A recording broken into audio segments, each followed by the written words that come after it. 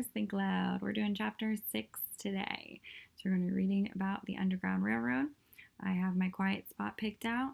It is the middle of the afternoon, so I'm not tired. I already ate a snack. I'm ready to read.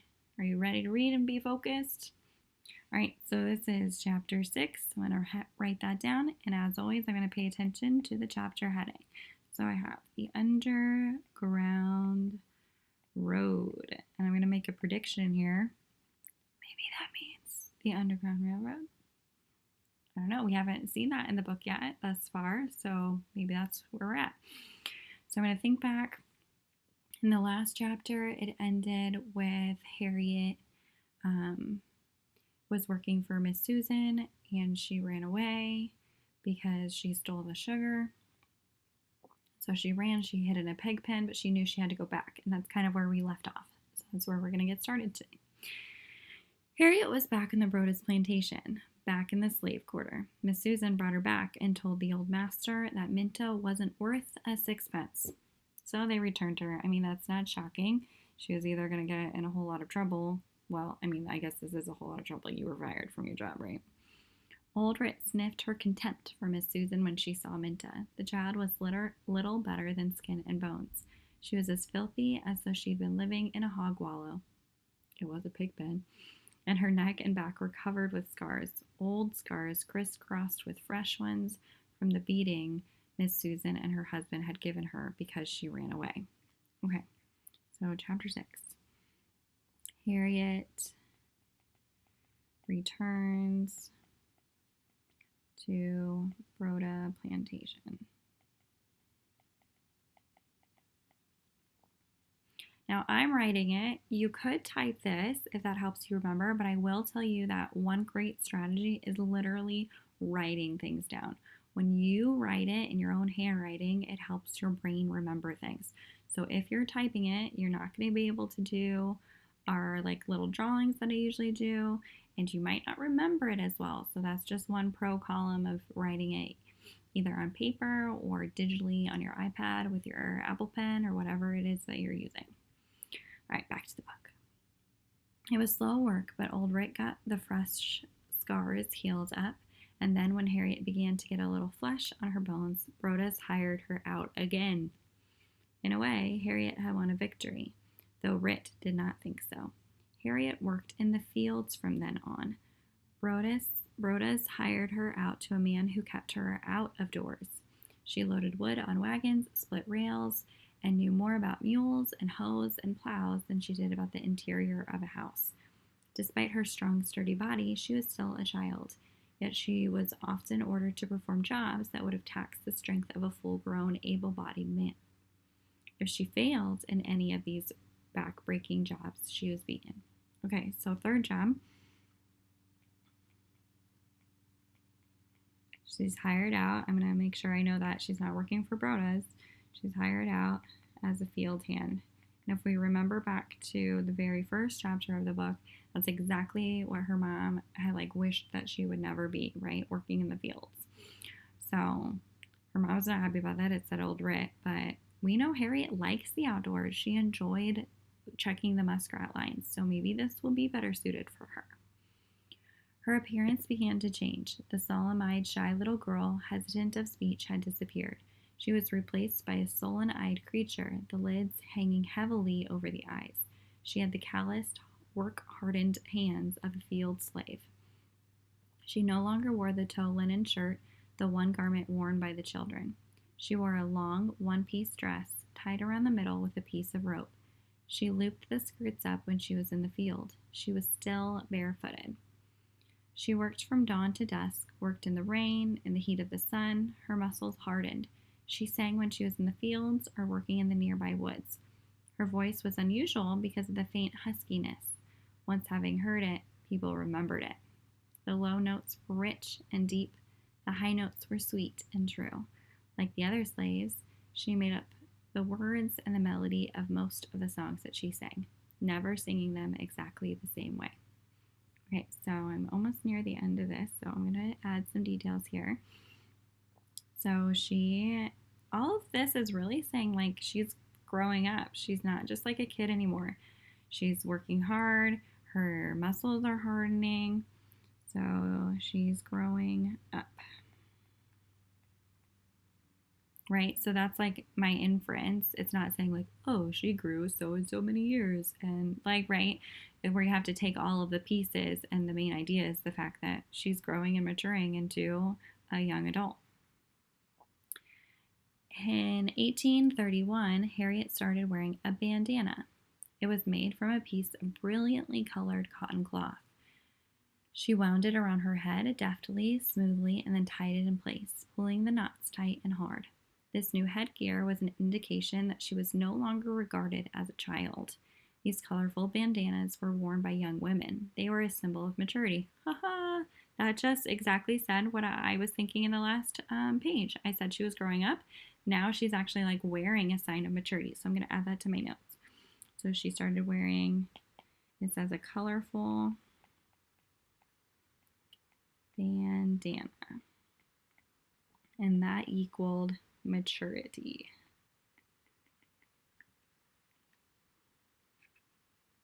Though the life she led was cruelly hard, she was more nearly content than she had ever been before. She was working outdoors. She felt free in the fields. No matter how hard the job assigned to her, she could always pause for a moment in her work and watch the slow drift of the clouds overhead. Study the swift flight of the birds, even in summer. When heat waves rose from the land, there was a fresh smell from the woods close by. Sometimes this short, straight-backed young woman hummed under her breath or sang while she hoed the corn or tugged on the reins when a refractory mule refused to budge. True, work in the fields had calloused her hands, but it had given her a strong, erect body. She carried her head proudly as she sang. Okay, so there was 2 paragraphs there. So the first one is about working outdoors and how she really likes it. So, working outdoors made her happy, even when it was hard. And then we know she sang during it, which kind of is a sign of maybe passing the time, but it also could show like her happiness. So I'm just going to put a music note over there to remind me that like she sings. That year, 1831, when Harriet regarded, I'm going to pause there because it has said 1831 twice now. So I'm going to go back and add that to my colorful bandanas. Okay, so we're all in the same year. That year, 1831, when Harriet regarded herself as sufficiently grown up to wear a bandana, she kept hearing a strange, fascinating story told and retold in the quarter in the fields. This same story about a slave named Tice Davids was being told in the big house too, but with a difference. The slaves told it with relish, the masters with distaste. Okay, so I'm going to make a prediction. If the slaves are telling it in relish, it must be good for them. And if the masters are telling it in distaste, that's like a bad taste, it must be bad for them. Okay, so Tice Davis. I'm going to go ahead and write his name down. We're going to figure out what he did. Tice Davids. Tice Davids ran away from his master in Kentucky. He planned to cross the Ohio River at Ripley, but his master followed so close behind him that Tice had to jump in the river and swim across. The master hunted for a boat, and while hunting, never lost sight of Tice, kept watching his head just above the water as he swam toward the opposite shore. Once in the boat, the master followed him, saw him plainly, swimming faster and faster. The master drew so near to him that when Tice stood up in the water and started to run, he could see the water splashing about his thighs. He saw him reach the shore. The master grounded the boat, jumped out, not more than 5 minutes behind the slave. He never saw Tice Davids again. He combed the countryside. He searched the anti-slavery town of Ripley. He knew that the town had a reputation of being hostile to slaveholders, had heard vaguely of a Reverend John Rankin, who served as watchdog and guardian of runaways. Even so, Tice Davids had disappeared right before his master's eyes.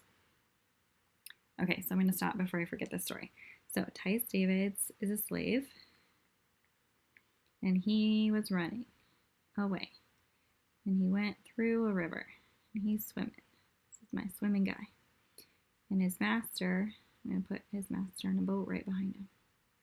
Here's his master trying to get him. And when he got to shore, how can I distinguish? I'll put a hat on the master. That's my hat.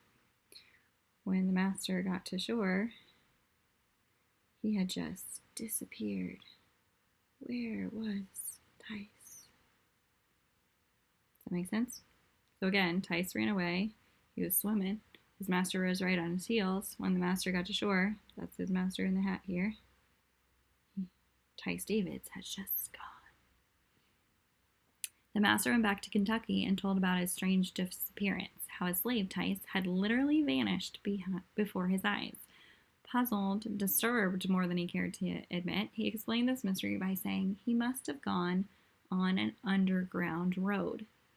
Harriet was puzzled by this story. She kept thinking about it. Was there a road that ran under the ground? Okay, so that's the theory.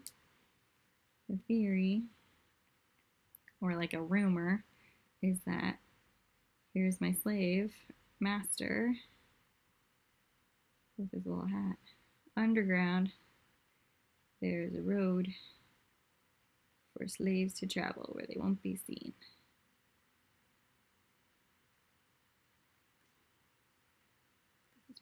That's my ground. Above ground, underground.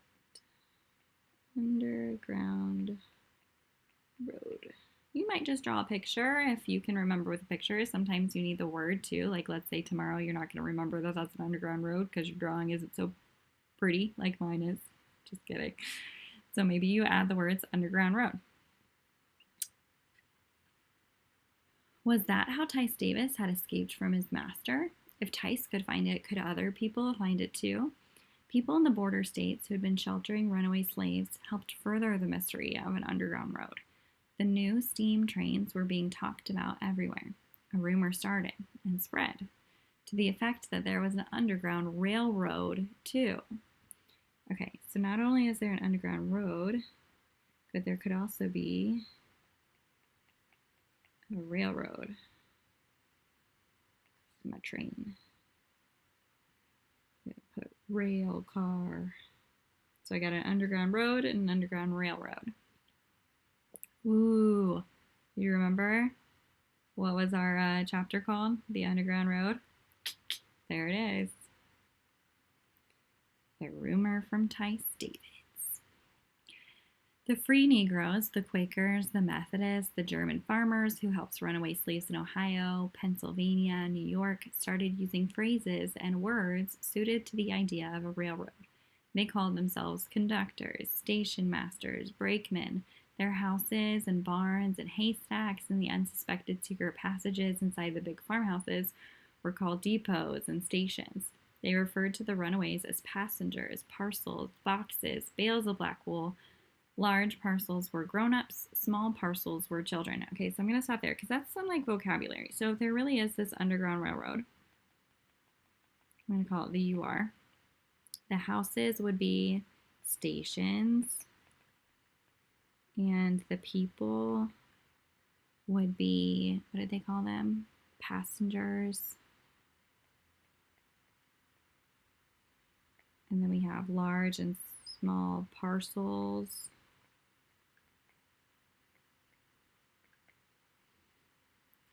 And then the people who are helping, so the people helping are like conductors. It's like a good, solid metaphor here. In 1831, same year, there were many people like the young Harriet who believed that there really was a steam train that ran through the deep underground tunnel from south to north, and that a slave who could board it in the south at some unknown point would emerge a free man in a free state when the train came up out of the ground, snorting and puffing, leaving a trail of smoke and cinders behind it. Certainly the story of Tice Davids suggested that this was true. Now, we reading this know like it wasn't a physical train, right? We're not in like some Harry Potter magic worlds where there's a secret train behind a wall, right? You can't really go underground at this time. There's not like a subway running from the south to the north. But It is an interesting concept, and you could see why they would gravitate towards it. Like, if there was some secret point that you could just disappear and ride a train and come up north and be free, like, that would be exciting. This mysterious railroad was spoken of in whispers in the quarter on the Brodus plantation, just as it was on all the other plantations. In that same year, in August, in October, in November, the slaves in the quarter and the masters in the big houses began to talk about another story. In the quarter, the name of the man who was involved was never spoken aloud. It was always whispered, as though the land, the trees, the sky, the rivers, and coves had ears, for this was a horror story. Its details were known all over the United States. Like the other slaves, Harriet knew the story as accurately and as completely as though she had been an eyewitness to the event. It was the story of Nat Turner. He was a slave in Southampton, Virginia. He was called the Prophet. He was a preacher. All right. Another new person seems important, especially if it's a horror story. So we got Nat Turner, the Prophet. And this is happening in Virginia. So I'm going to put VA. If you don't know Virginia's VA, you need to write Virginia. When he was a boy growing up, his mother told him over and over that he would be like Moses. This is like the activity we just did, right? When we were talking about the Egyptians and how Moses led them out. He would lead his people out of slavery, as Moses had led the children of Israel out of bondage in Egypt. She taught him verses and whole chapters of the Bible, which she had memorized. He memorized them too, especially the ones that dealt with the prophets in the Old Testament. He was a silent, brooding man, given to fasts and contemplation, going often alone into the caves of the mountains in the section of Virginia where he lived. He believed himself to be a prophet. He claimed that he saw visions. On the night of August 20th, 1831, he said to 6 of his followers, "Our race is to be delivered from bondage, and God has appointed us as the men to do his bidding. I am told to slay all the whites we encounter, men, women, and children. It is necessary that in the commencement of this revolution, all the whites we meet must die." Well, that seems dangerous. All right, so he is going to kill all the white people while they do something. I'm not sure. Something about an encounter. They set out together, Nat Turner and his 6 followers, and at every plantation where they stopped, other slaves joined them, until there were 70 of them altogether. They killed 60 white persons, men, women, and children, found on plantations within a radius of 20 miles. Okay, so it started out with Nat and 6 of his followers. 6, 3, 4, 5, 6. Okay, so 7 men. And they're going from plantation to plantation to plantation. I'm going to put like farms in the background to remind myself that these are plantations. And they collected until they had Nat plus 70 followers. Wow. And this is a radius of 20 miles radius. And they killed 60 white people. They even murdered children. That's terrible. The local militia and federal troops were called in to quell this unplanned and unrehearsed insurrection. Ooh, we've heard that word before. So I'm going to label this an insurrection, because that's one of the words that we keep saying around here, right? Like a rebellion, them rising up. All through the South, slaveholders were terrified. Though 100 Negroes were killed in the process of putting down this revolt, Nat Turner could not be found.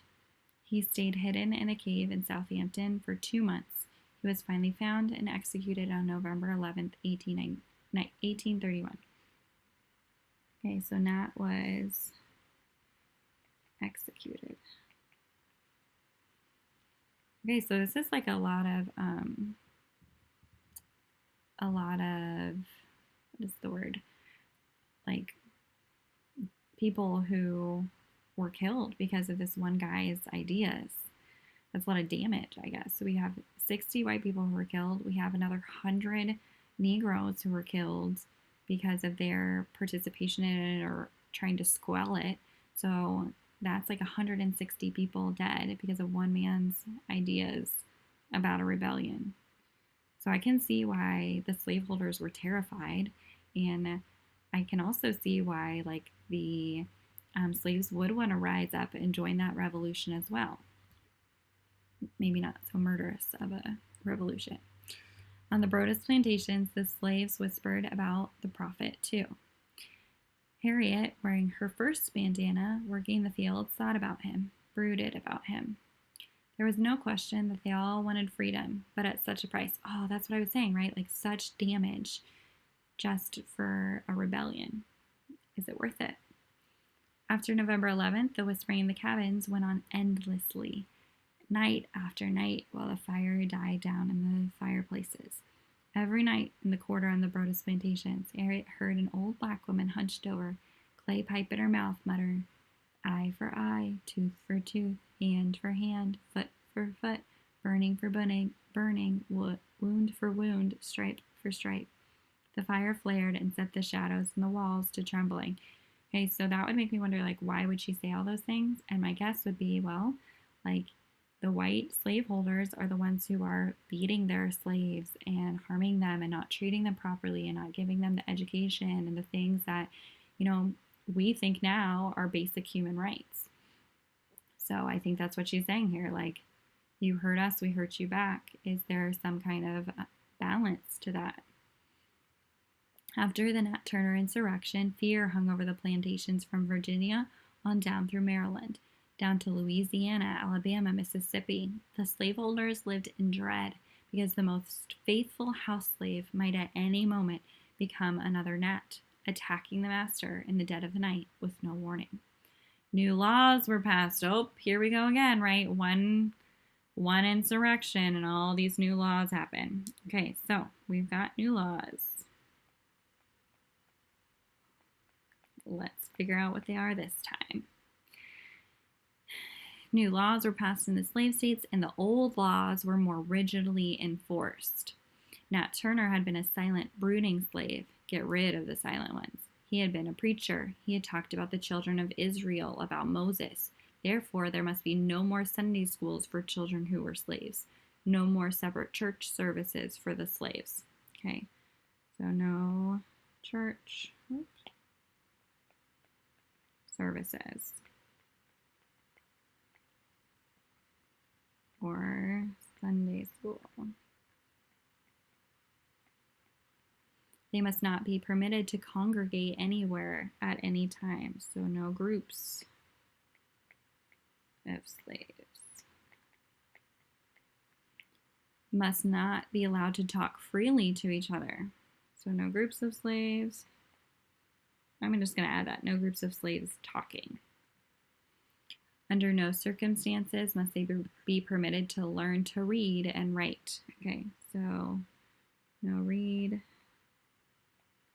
or write, which we kind of already knew that one, but more strictly enforced.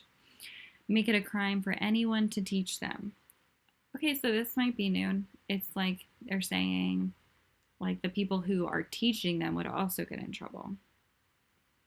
Crime to teach. I'm going to draw an arrow to that. Can't teach them to read or write. Once again, the slaves were forbidden to sing Go Down Moses, the song with the sound of thunder in the chorus, Let My People Go. So we actually listened to that in class, so I know what that is. So I'm going to put song, Go Down Moses, and I'm going to cross it out. That's forbidden. That makes sense because that's what Nat Turner said he was doing, right? He kind of claimed to be this Moses-like character, and he was saying, God is telling me to do this. Harriet thought about the ghost of Nat Turner, had joined the ghost of Denmark Vesey, the carpenter and free man. We learned about him a couple chapters ago during the first insurrection that I talked about.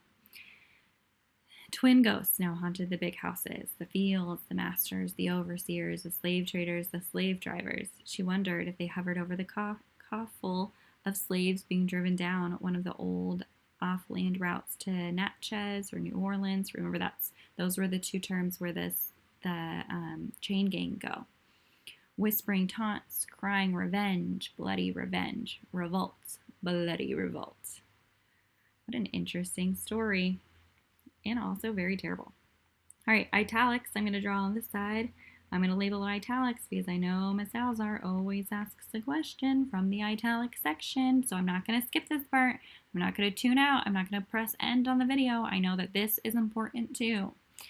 The Virginia Assembly met in December 1831. The subject of slavery was introduced because some of the counties, alarmed by the Nat Turner insurrection, had petitioned for the gradual emancipation of the slaves or for abolition of slavery. So remember, emancipation is giving them freedom. Two farmers whose land holdings were small when compared to the great areas controlled by some of the Virginia slaveholders were outspoken in their criticism of the institution of slavery. Philip Bowling, write down that name, Bowling. We talk of freedom while slavery exists in the land and speak with horror of the tyranny of the Turk, but we foster an evil which the best interests of the community require shall be removed, and to which we trace the cause of the depression of East Virginia. Henry Berry.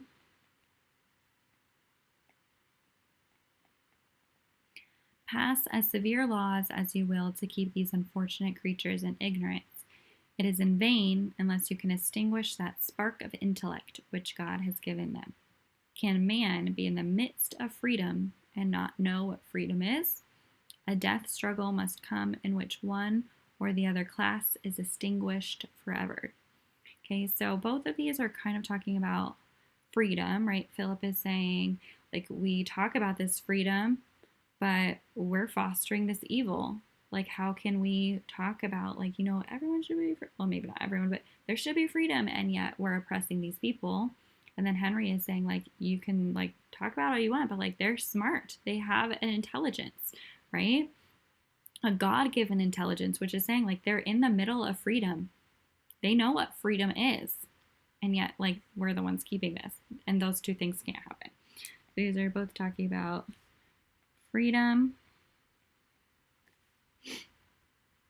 Whites have it and are oppressing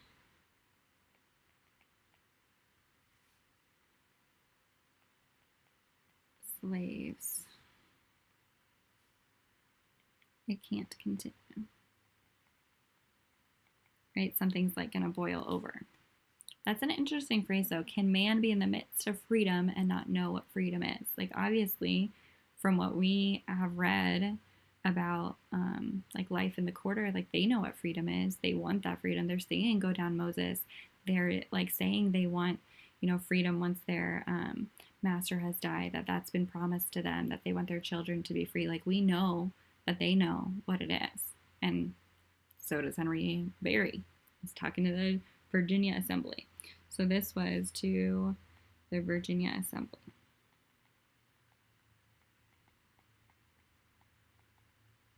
Okay, so that's chapter 6. Remember, don't stop here. Go back to the top of your notes. See if you can retell this story. So chapter 6 is called The Underground Road. I now know what that refers to.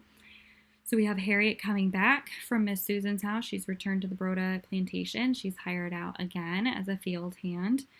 She's really growing up and maturing. We know that colorful bandana is like a symbol of that for her. We're in the year 1831. Working outdoors really suited her. This is the first time she's like trying to do a good job, right? She's succeeding. So it made her happy even though it was hard. The singing, or the notes there represented that she is singing. People recognize that. And then we have two different stories. We have the story of Tice Davids, who was a slave who ran away from his master, who was right on his tail throughout the river. And then he just like disappeared, right? And so the theory was that there was this underground road that Tice disappeared to, or maybe even an underground railroad. And so that Underground Railroad rumor really like flourished. People started naming all of these things after the Underground Railroad. There were stations, there were passengers, there were conductors. And then we have the second story was of Nat Turner, who was known as the Prophet in Virginia. He said that like God had told him to rise up and kill all of the white people, and so him and 6 of his followers went and went from plantation to plantation and ended up gathering a whole group of at least 70 followers. They killed 60 white people in a 20-mile radius. And then he eventually, after hiding for 2 months, was executed. And so this caused a whole ruckus, both with slaves and with slave owners. Slave owners are terrified. Slaves are wondering, like, will that ever happen? Is that right? At what cost? And so new laws were passed. They couldn't have church services or Sunday schools. They couldn't gather together. They couldn't have conversations alone together. They weren't allowed to read or to write, and it was a crime to even teach them those things. And they were back to not being able to sing that Go Down Moses song. In the italic section, we have 2 specific people, Philip Bowling and Henry Berry. We got 2 B's who were talking to the Virginia Assembly, and it was really about freedom, that white people have it and that they're still oppressing slaves. They might not even recognize that, like all this tyranny, but they're the ones being tyrants in their own country as well. And that oppression can't continue. A death struggle is what the term Henry Berry phrased. So that's our chapter. Keep these notes, read these notes Monday morning before your quiz. Make sure you're pulling them out and refreshing yourself and going over it. Okay? I hope you guys have a great rest of your weekend.